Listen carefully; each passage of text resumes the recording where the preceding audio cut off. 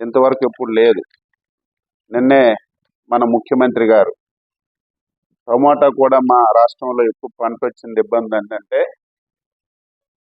మీకు నాఫెడ్ ద్వారా కానీ ఎన్సిసిఎఫ్ ద్వారా కానీ ట్రాన్స్పోర్ట్ అంతా మేమే భరిస్తామని స్పష్టంగా హామీ ఇచ్చారు.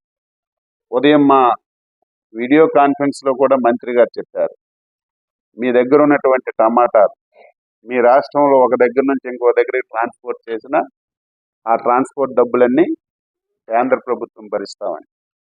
ఒకవేళ మన రాష్ట్రమే కాదు, బెంగళూరులో మార్కెట్ బాగుందంటే బెంగళూరు పంపించండి,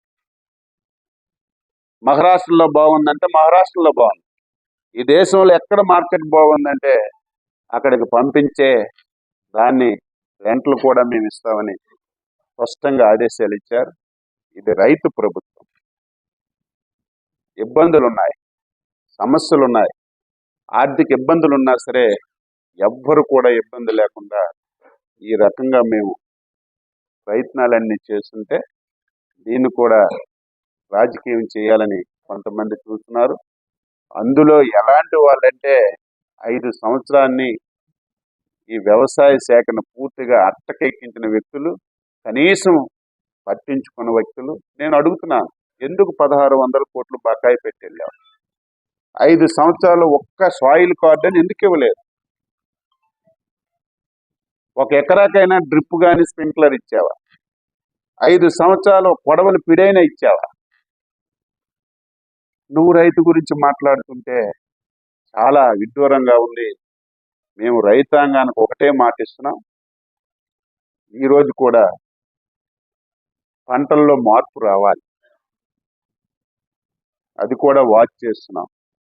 ఈరోజు వరి ఉంది, విపరీతంగా వేస్తున్నారు, ప్రభుత్వం కొంటుంది, మళ్ళీ ఫేర్ షాపులకి ఇస్తుంటే మళ్ళీ రొటేషన్ అయిపోతుంది, ఎవరు తినడం లేదు,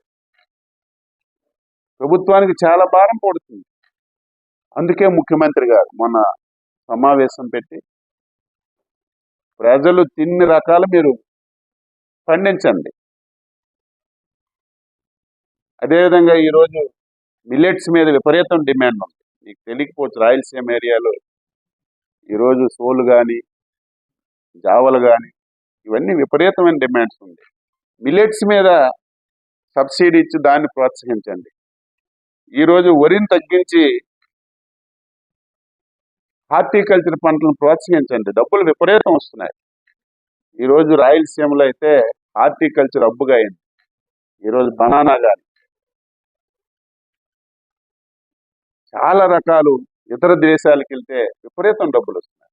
అందుకే వ్యవసాయ శాఖ కూడా కూలంకుషంగా వాస్తవాలన్నీ తెలుసుకొని ఈ పంటల మార్పిడి కానీ ఎక్కడ ఏది డిమాండ్ ఉంది, ఏదో అందరం ఒకటే పండించి ధరలు లేదంటే ఎవరు ఏం చేయలేని పరిస్థితి. దాని మీద కూడా వ్యవసాయ శాఖ త్వరగా చర్చించి దాని మీద కూడా నిర్ణయం తీసుకుంటామని ఈ సందర్భంగా తెలియజేస్తున్నాను. మిర్చి కూడా ఆశాజనకంగా ఉంది. నిన్న ఈరోజు మార్కెట్ చూస్తే వచ్చిన బస్తా వచ్చినట్టుగా వెళ్ళిపోతుంది. అంటే విదేశాల్లో కూడా డిమాండ్ పెరిగింది, సమాచారం వచ్చింది. అక్కడ పంట పండినా సరే ఈ సంవత్సరం ఆ పంట సరిగా రాలేదని, మన క్వాలిటీ లేదని, మళ్ళీ అక్కడ వాళ్ళు కూడా మన మిర్చి మీద ఎక్కువ డిమాండ్ ఉందని ఇక్కడ నుంచి అడుగుతున్నారని సమాచారం వచ్చింది. కాబట్టి ఈరోజు కేంద్ర ప్రభుత్వం సహకారం ఎక్స్పోర్ట్లో కూడా మనకు ఆశాజనకంగా ఉంది. కాబట్టి రైతులు ఎవరు ఆందోళన చెందవలసిన అవసరం లేదు. ఈ ప్రభుత్వం మీతో ఉంటుంది, తప్పనిసరిగా సహాయం అందించడానికి అన్ని విధాల చంద్రబాబు నాయకత్వంలో ఎన్డీఏ ప్రభుత్వం కృషి చేస్తుందని చెప్పి ఈ సందర్భంగా తెలియజేస్తుంది.